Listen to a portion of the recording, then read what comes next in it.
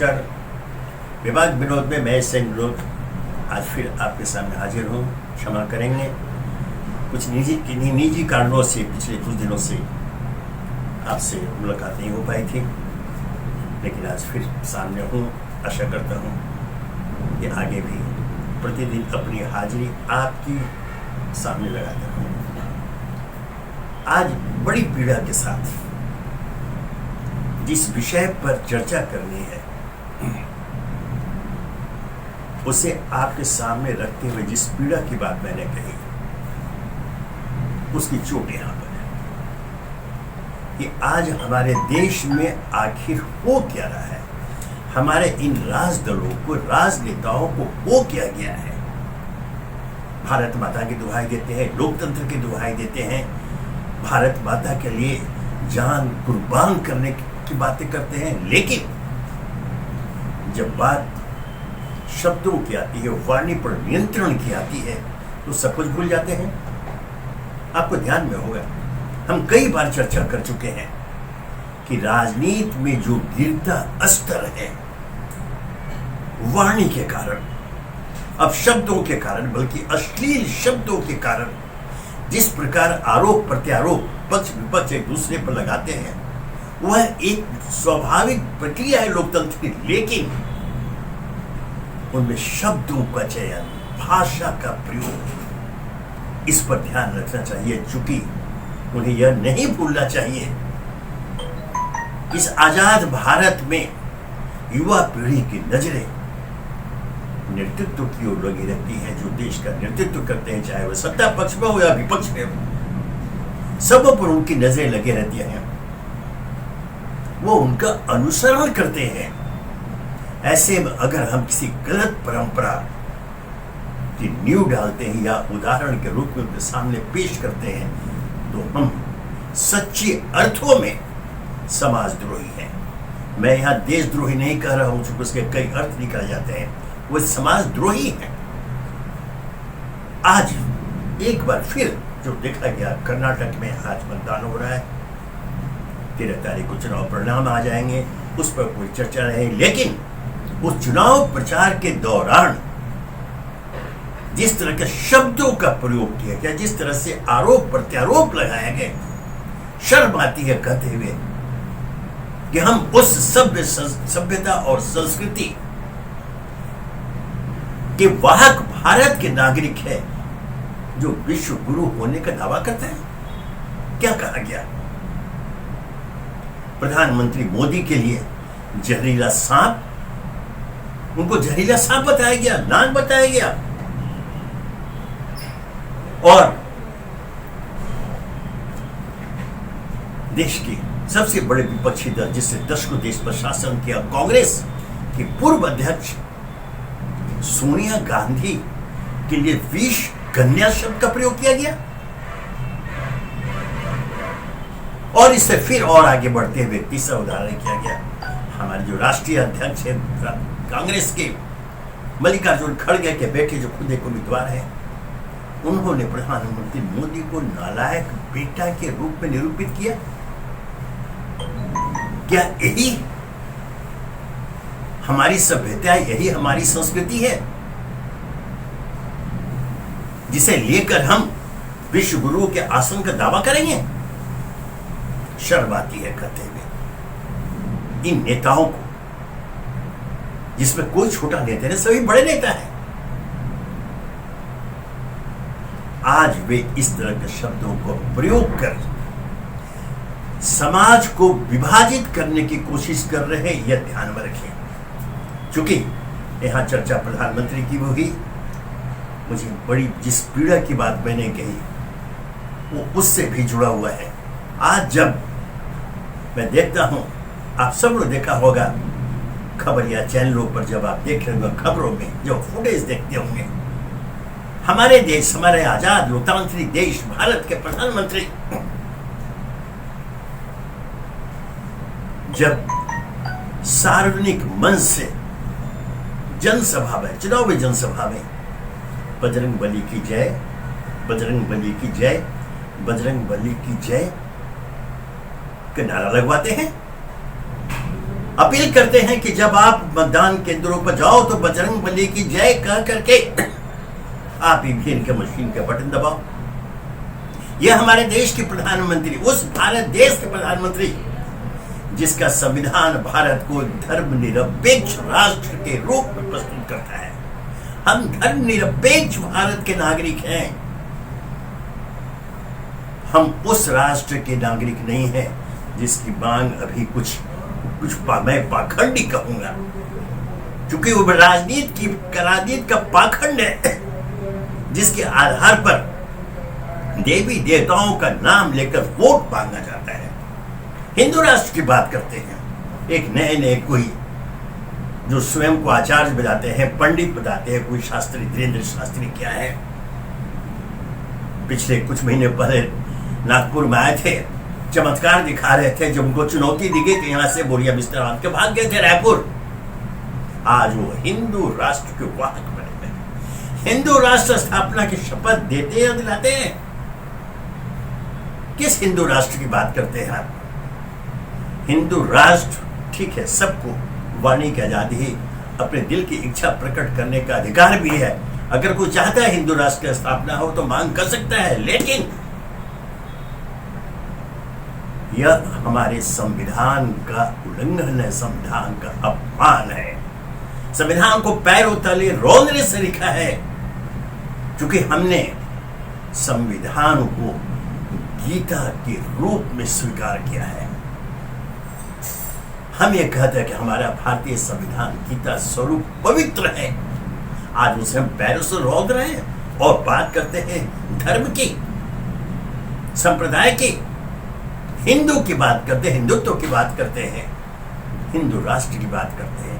ये भूल जाते हैं, वे पाखंडी, में बार बार पाखंडी कथन हो चुकी उनको, वैसे लोगों के मुंह से जब शब्द निकलता है कि हिंदू राष्ट्र की स्थापना, अरे मूर्ख, जब भारत के विभाजन हुआ, जब आजादी मिली विभाजन के साथ, उस समय की जो ऐसी परिस्थितियां थी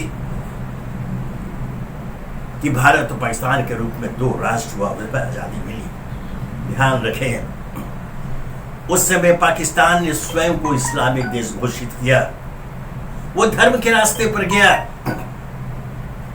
आज पाकिस्तान की क्या हालत है बताने की आवश्यकता नहीं।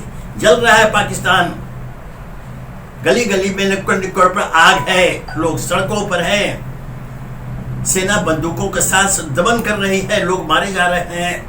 वहां के भूतपूर्व प्रधानमंत्री इमरान खान गिरफ्तार किए गए। गिरफ्तार भी कैसे? वो अदालत में बैठे हुए हैं और सेना के रेंजर्स पहुंचते हैं, खिड़कियों के कांच तोड़ के अंदर घुसते हैं, कॉलर पकड़कर उन्हें घसीटते हुए बाहर ले जाते हैं। जब कोई बीमार है, व्हील चेयर पर बैठे हुए थे, उनको उठा के ले जाया गया। यह पाकिस्तान की हालत है। आज वो पाकिस्तान है, उसकी तरह कोई तुलना नहीं है। हम हिंदुस्तान के नागरिक आज गर्व के साथ अपने को लोकतांत्रिक भारत का सम्मानित नागरिक मानते हैं। आज हम आपके सामने अगर रूबरू हैं और अपनी बात, अपनी इच्छा, अपने मन की बात कहने का स्वतंत्र है, तो उसी संविधान ने हमें यह आजादी दी है, यह वाणी की स्वतंत्रता दी है, जिसकी हम पूजा करते हैं, जिसे हम गीता कहते हैं। लेकिन जब उसी संविधान का अपमान करते हुए, उसको उल्लंघन करते हुए, जब सत्ता शीर्ष पर बैठा हुआ व्यक्ति देवी देवताओं के नाम पर वोट मांगे, धर्म की बात करे, तो आप क्या कहेंगे? यह गैर कानूनी है, यह संविधान का उल्लंघन है, यह संविधान को चुनौती है। इस बात को नहीं भूलें। भूल कैसे जाते हैं? सत्ता शीर्ष पर बैठा हुआ व्यक्ति अगर इस तरह की बातें करे, बजरंग बली की जय, बजरंग बली की जय। मैं हिंदू हूं, सुबह शाम मैं पूजा करता हूं, उसमें कोई समझौता नहीं हो। हमारे संस्कार ऐसे मिले हुए, मैं अपनी पूजा पाठ करता हूं, मेरे आराध्य देव, उनमें कोई समझौता नहीं। लेकिन जब मैं चौराहों पर, गली नुकड़ों पर अपने आराध्य का नाम लेकर वोट की राजनीति करना शुरू कर दूंगा, तो मैं बता दूं, आपको पूरा अधिकार होगा कि आप मुझे पाखंडी पत्रकार के रूप में पेश करें। तब मैं पत्रकारिता करता हुआ नहीं रहूंगा।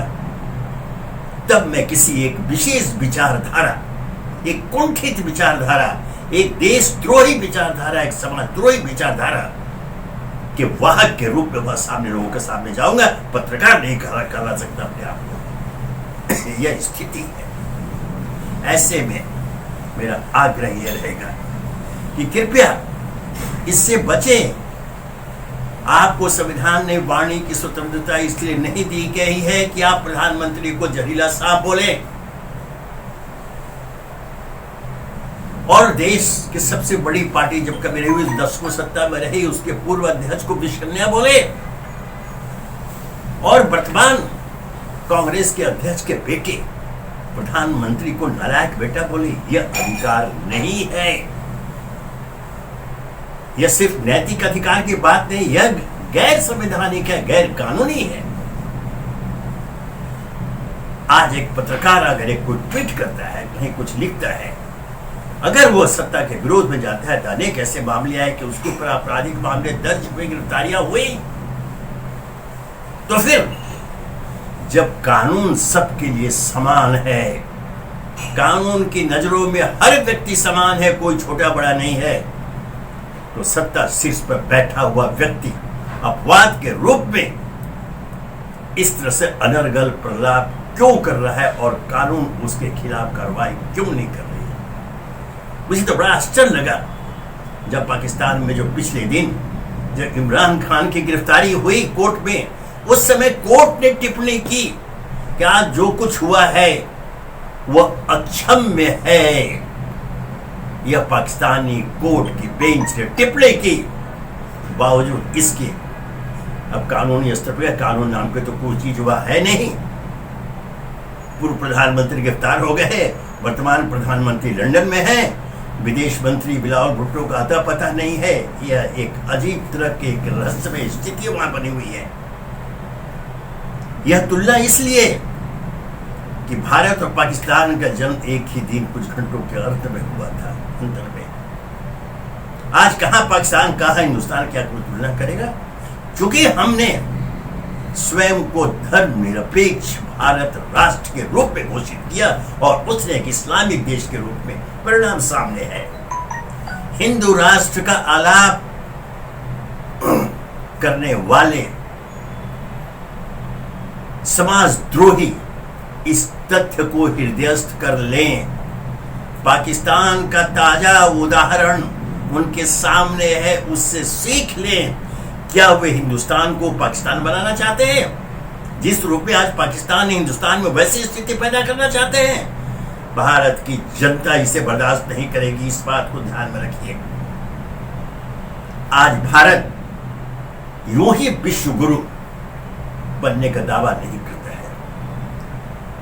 आज हर विकास के हर क्षेत्र में जिस प्रकार भारत सफलता के सीढ़ियां चढ़ता हुआ ऊंचा चला गया है, आज पूरे विश्व की नजरें हम पर पड़ रहती हैं।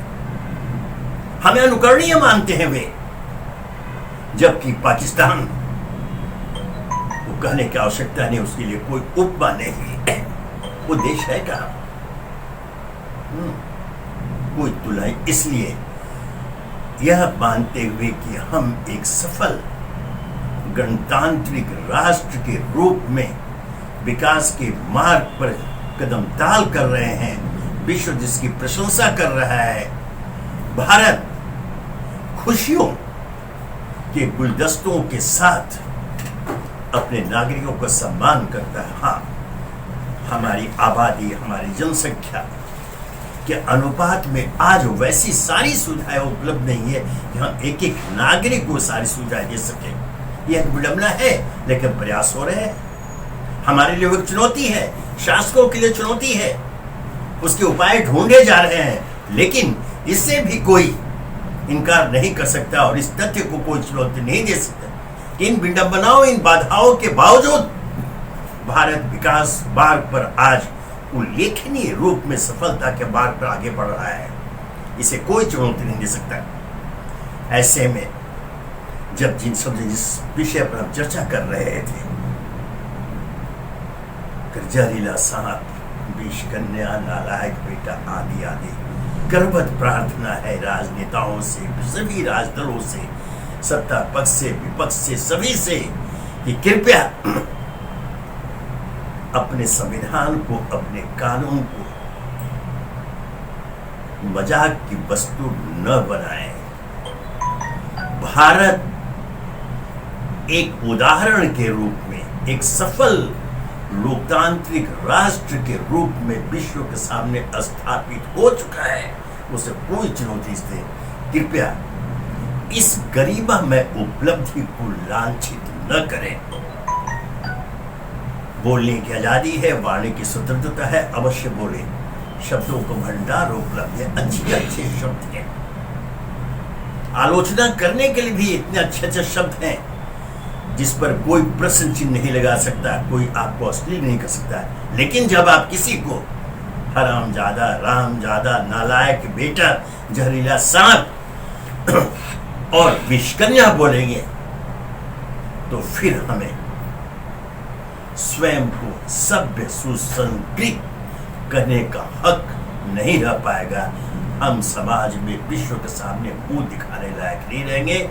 इस बात को ध्यान में रखकर विलंब से ही सभी अभी से आप संकल्प लें कि हम ऐसे शब्दों का प्रयोग नहीं करेंगे जिससे हमारा लोकतंत्र लांछित हो, हमारे राजदल लांछित हो, हमारे राजनेता लांछित हो। धन्यवाद।